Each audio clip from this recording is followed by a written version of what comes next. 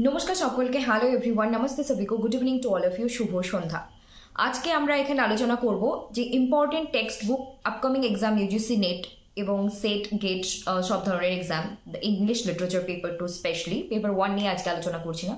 सो आज हम यहाँ पे पेपर 2 को लेकर डिस्कस करेंगे। इंग्लिश लिटरेचर के कुछ इंपॉर्टेंट टेक्स्ट के बारे में बताएंगे और उसके साथ कुछ टर्म्स के बारे में भी बताएंगे जो इंपॉर्टेंट है। तो ये वीडियो 5-6 मिनट के अंदर हम रखने की कोशिश कर रहे हैं। So let's get started and before that please to like, comment, share and subscribe to एस्पे लिटरेचर। हिट और क्लिक और press the bell icon so that you never miss an updates.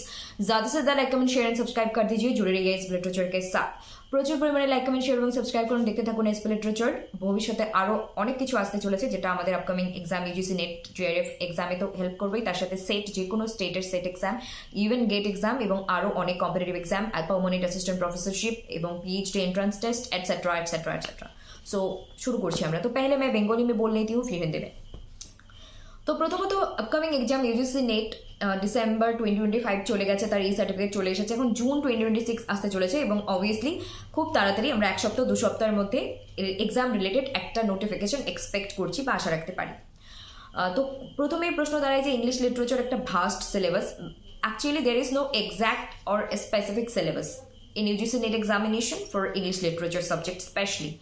প্রথমত যে এই ইংরেজি সাহিত্য নিয়ে কোনো নির্দিষ্ট কোনো সিলেবাস তো নেই এবং এর কোনো মানে আদি অন্ত কি বলবো, শুরু হয়েছে, এর আগে আমি বলেছি শুরু তো হয়েছে, শেষ কোথায় আছে জানি না, কিন্তু বলছি হিস্ট্রি অফ ইংলিশ লিটারেচার যদি কেউ নিজে থেকে বই পড়তে চায়, বই পড়ে নিজে বুঝে কাজ করতে চায়, তাহলে তার জন্য গুরুত্বপূর্ণ বই হলো অবশ্যই এডওয়ার্ড অ্যালবার্ট। খুব সহজ এবং তাড়াতাড়ি আয়ত্ত করার মতো, যারা নতুন তাদের জন্য অবশ্যই, এবং যারা already Edward Albert, William J long বা আরও অন্য বই তাদের আউটলেজ পড়া হয়ে গেছে, তারা ডেভিড ডেইচেসকে প্রেফার করতে পারে। But my suggestion is to you, my suggestion is that do not start reading British literature বুক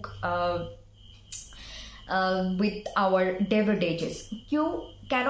কারণ হচ্ছে ডেভিড ডেইচেসের বই আমি বলছি না যে আমার কাছে কঠিন লাগছে, অন্য কারোর কাছে সোজা লাগতেই পারে, কিন্তু ডেভিড ডেইচেস যে বইটা আছে সেটা অবশ্যই অথেন্টিক বই, কিন্তু প্রথমে Edward Albert, William J long বা এরকম কোনো একটা সহজ বই থেকে কঠিনে যাওয়াটা ভালো। বিকজ আমাদের টিচিং মেথডেও কিন্তু আছে easy to difficult, simple to complex, analysis to synthesis, known to unknown.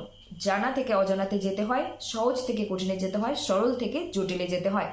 তো অবশ্যই আমরা একটা সহজ বই নিয়ে শুরু করবো। যদি কঠিন নিয়ে শুরু করি তাহলে কিন্তু আমাদের অসুবিধা হয়ে যাবে। নাম্বার 1.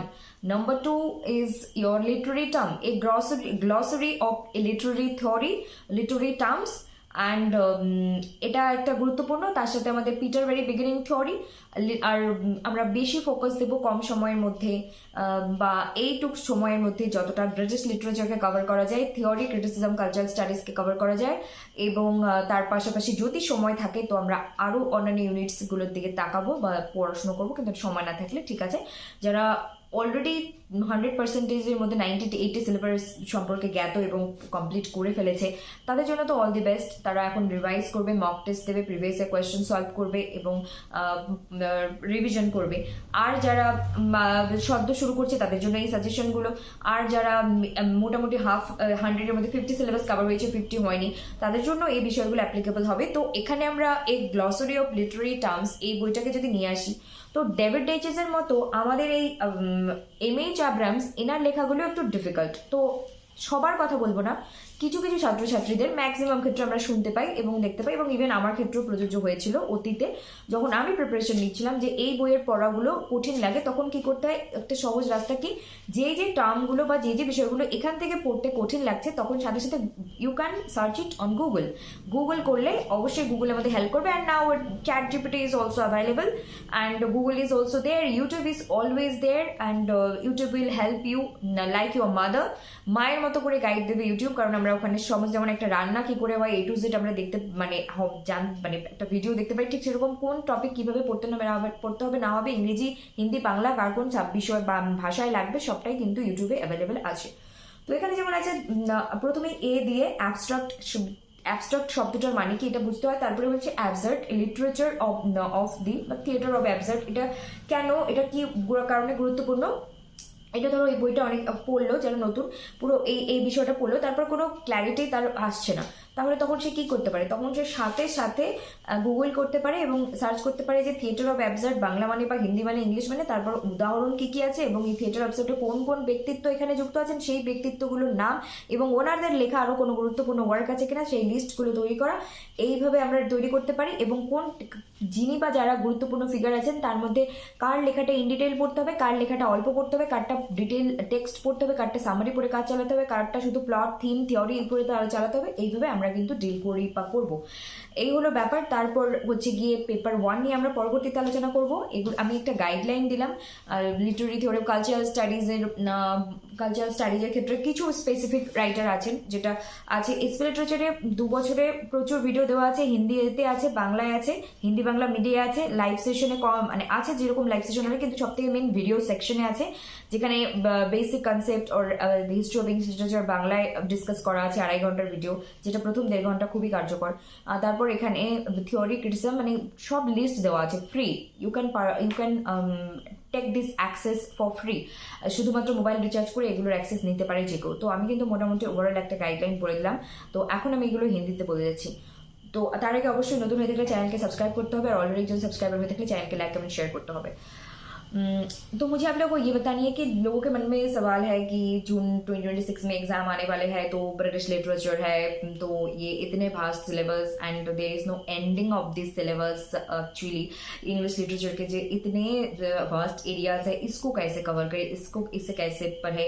तो आई कैन से दैट आप ब्रिटिश लिटरेचर जब उठाओगे, अगर आप नए हैं, सिर्फ नए first time you are start reading British literature, then you should read Edward Elbert first. But why मैं क्यों एडवर्ड एल्बर्ट को पहले रेफर करती हूँ, बिकॉज एडवर्ड एल्बर्ट एक ऐसी बुक है, छोटी मोटी है और वहाँ पे आप 2 4 5 बार पढ़ोगे तो धीरे धीरे समझ में आने लगेंगे।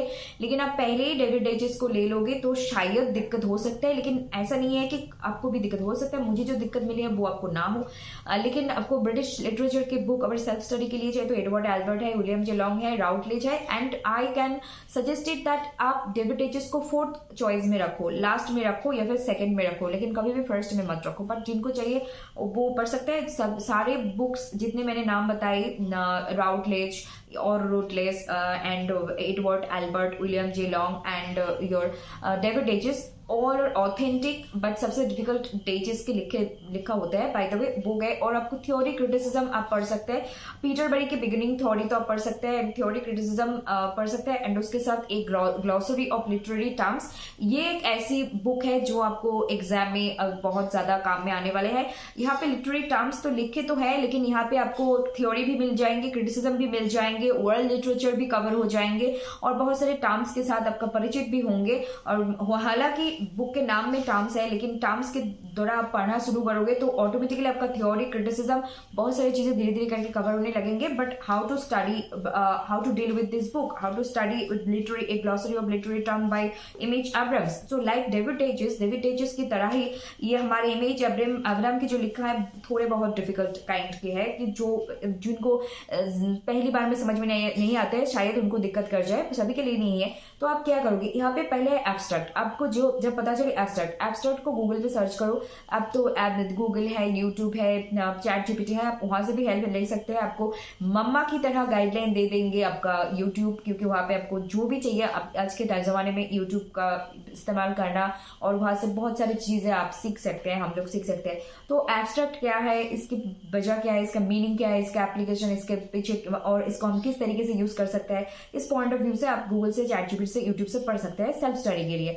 एंड अब अगर कोई कोर्स परचेज करके पढ़ना चाहते हैं दैट इज टोटली डिफरेंट। और यहाँ पे है एब्सर्ड लिटरेचर ऑफ द, तो ये literature of the theory of means the absurd. Now what is absurd actually? तो absurdity, absurd क्या होता है, इसको पहले गूगल करो अपने मदर टंग में, Hindi, Bengali, English, what ever it is. फिर उसके साथ आप सर्च करो कि ये टर्म ने किसने दिया, किसने कॉइन किया, या टर्म उनके जो लीड किया है उनके वर्क्स को क्रोनोलॉजिकली प्रिपेयर करो और उनके कौन सी वर्क को डिटेल पढ़नी है, कौन सी सामरी से कम चल जाएंगे, कौन सी थीम बेस्ड पढ़ाई होंगे, ये सारी चीजों में भी आपको ध्यान देने पड़ेंगे। मैं आपको ये दिखा रही हूँ क्योंकि आप ऐसे कवर करोगे तो आपको पता भी नहीं चलेंगे। कोई कैंडिडेट अगर ब्रिटिश लिटरेचर के साथ इस बुक को कवर करते हैं तो उनको पता भी नहीं चलेंगे। उन्होंने कल्चरल स्टडीज को भी कवर कर ली, उन्होंने लिटरेरी टर्म्स को भी कवर कर ली, उन्होंने थ्योरी क्रिटिसिज्म को भी कवर कर चुके हैं, क्योंकि आप ऐसे ही डील करते करते जाओगे। तो ऐसे आप मैंने एक रास्ता दिखाया और इस रास्ते पे आप अकेले ही चल सकते हो अगर आपको सेल्फ स्टडी चाहिए। अगर आप और ऐसे सब लिटरेरी टर्म्स में ये बुक में जितने टर्म है सब आप बोल सकते हो कि सारे शब्द तो इम्पोर्टेंट नहीं है, लेकिन जहां से सवाल आते हैं एब्सर्ड इज ऑब्वियसली इम्पोर्टेंट। पहले भी मैंने एब्सर्ड के थिएटर ऑफ एब्सर्ड के बारे में बताई थी, फिर मैंने ट्रांसेंडेंटलिज्म के बारे में मैंने बताई थी, फिर मैंने आपको क्या बताई थी, theatre of absurd, transcendentalism and aboriginalism, आप ओरिजिनलिटी या फिर एबोरिजिनलिज्म, मैंने कुछ ऐसे तरीके से भी कहा था और उसके पे भी हम डिटेल वीडियो नेक्स्ट टाइम लेकर आएंगे। तो आज के वीडियो का टाइटल एंड थंबनेल ये रहने वाले हैं कि text book and your strategy, your guideline, self study, British literature, which book you should purchase. This kind of thumbnail and title will be for today's video. And thank you very much. Stay connected with SB Literature. Do like, comment, share and subscribe to SB Literature. Hit or click or press the bell icon so that you never miss an update. साथ ही साथ like, comment, share and subscribe कर दीजिए। जुड़िए SB Literature के साथ। नए हैं तो चैनल को जरूर सब्सक्राइब करिए। ऑलरेडी एक सब्सक्राइबर है तो चैनल को लाइक, कमेंट, शेयर करके हमें इंस्पिरेशन, मोटिवेशन, एनर्जी दीजिए ताकि हम आने वाले टाइम में बहुत बेहतरीन तरीके से काम कर पाए और करते जाए। और SB Literature के पेज पे स्पेशली लाइव सेशन के बारे में नहीं कहूंगी, वीडियो सेक्शन में एंड शॉर्ट वीडियो में आपको इतने 2 सालों में हमने इतनी सारी चीज कवर करके रखे हैं। ब्रिटिश के वर्क्स लिस्ट, कल्चरल स्टडीज के, दलित लिटरेचर के, इंग्लिश, बंगाली, हिंदी तीनों लैंग्वेज में, और जो नोट्स वगैरह होते हैं वो तो सिर्फ इंग्लिश लैंग्वेज में ही है। तो आप 2 साल के वीडियोस को अगर देखोगे तो फ्री में आप यहाँ से बहुत कुछ ले सकते हो। हालांकि बहुत रिनाउंड चैनल है, रिनाउंड इंस्टीट्यूशन है, रिनाउंड टीचर है, रिनाउंड मटेरियल भी है, लेकिन फिर भी आप इसको भी अगर हल्के में ना लेकर सीरियसली लोगे तब भी आप कह सकते हो कि SB Literature भी हमारे 50 to 80% सिलेबस कवर कर दिया है पेपर 2 इंग्लिश के लिए एंड पेपर 1 के लिए यू कैन से 20-30%, क्योंकि हम पेपर 1 के अभी तक ज्यादा क्लासेस नहीं लिए हैं, लेकिन आने वाले टाइम में हम पेपर 1 पेपर 2 दोनों पे फोकस करने वाले हैं एंड आपको ये सारी चीज फ्री में मिलेंगी। इसके लिए आपको like, comment, share and subscribe करके जुड़ जानी है। Thank you very much, good night, see you soon, take care, bye bye. Next time हम लाइव सेशन पे भी आएंगे, वीडियो सेक्शन में भी आएंगे, शॉर्ट सेक्शन में भी आएंगे। और एग्जाम के नोटिफिकेशन हम एक्सपेक्ट कर सकते हैं 1 हफ्ते 2 हफ्ते में। ऑब्वियसली एक तो नोटिफिकेशन आ जाना चाहिए 1 हफ्ते 2 हफ्ते, मतलब 15 दिन 20 दिन के अंदर। Thank you.